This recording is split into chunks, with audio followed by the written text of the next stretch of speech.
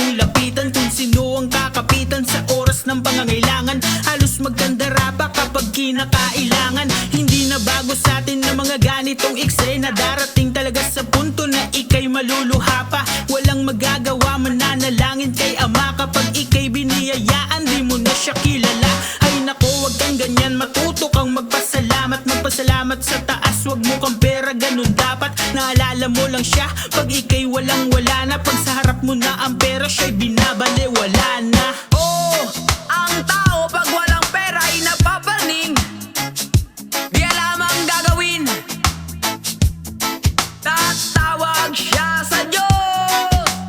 Pero kapag nandyan at marami ng pera, wala na ang Diyos. Tulungan niyo po ako.